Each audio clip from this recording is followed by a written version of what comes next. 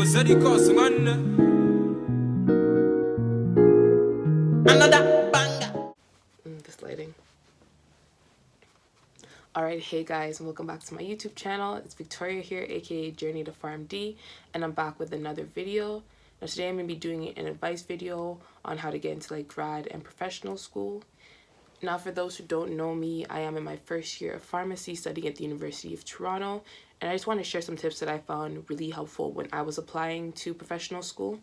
And yeah, here it goes. So tip number one would be to do your research. Every school has different requirements, and requirements even differ within the same programs you're applying to. For example, for me, I applied both to the University of Waterloo and the University of Toronto for pharmacy school.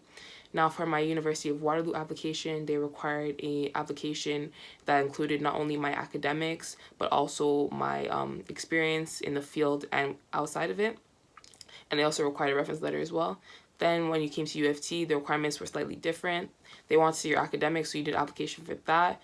Then you had to write a PCAT, which is the Pharmacy College Admissions Test, and that basically tests your skills related to different subjects that are studied in pharmacy, so like bio, chemistry, math, critical reading, and essay writing. And then the last part of the application, well, for both, Waterloo had an interview, and it was like a general like panel interview, sit-down interview, and U of T is more of a circuit interview, and it's called an MMI, or multiple mini interviews, where you basically rotate between stations and talk to different interviews and answer different questions. So as you can see, even within that program, there's differences between the schools. So doing your research is really important, just so you know where to direct your energy to.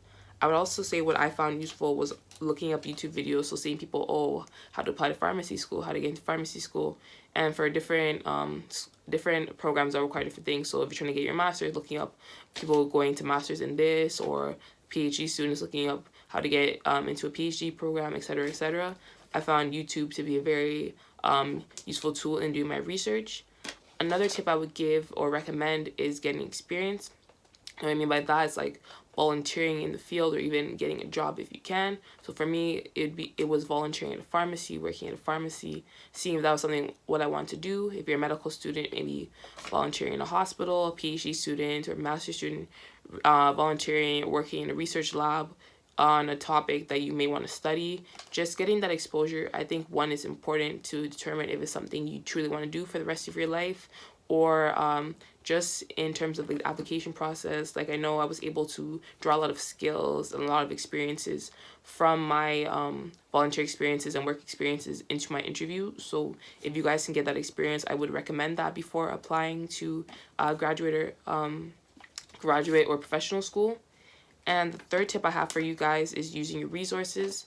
Now, for me, that was being in the Career Center. Literally, when I tell you, I was there so many times last year, whether it was for resume critique, application critique, mock interviews. I found having those resources really useful, and it would really help to strengthen my application.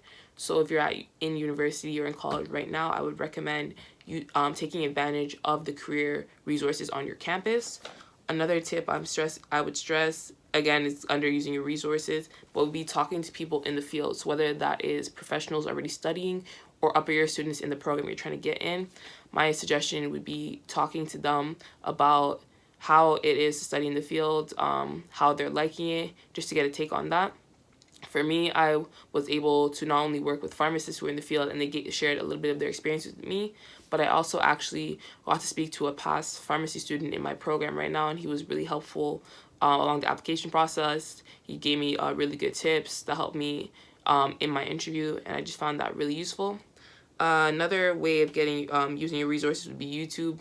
I already talked about this, but YouTube is honestly a great resource. You can literally just search anything and it will come up. So if you were looking to get into occupational therapy, so you'd be like how to get in, and just seeing people that have went through the process already is just a helpful tool in helping you along your process as well. And yeah, last resource I would say is, depending on what the requirements are for your school, tuning into those resources. So for me, I mentioned before I had to write the PCAT.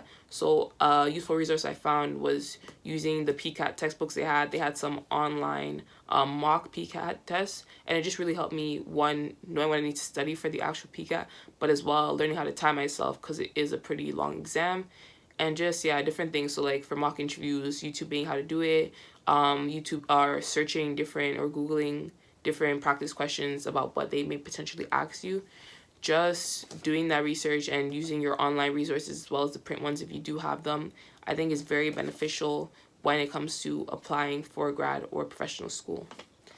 And yeah, that brings me to the end of my video. I hope you guys got a lot out of it. And if you guys have any questions about applying to professional grad school or more specifically pharmacy school, feel free to email me. I'm going to leave my email in the description box. And yeah, thanks for watching, and I'll see you guys in my next video. Bye. The moment I see you now up there, lady, oh, my lady, oh, oh.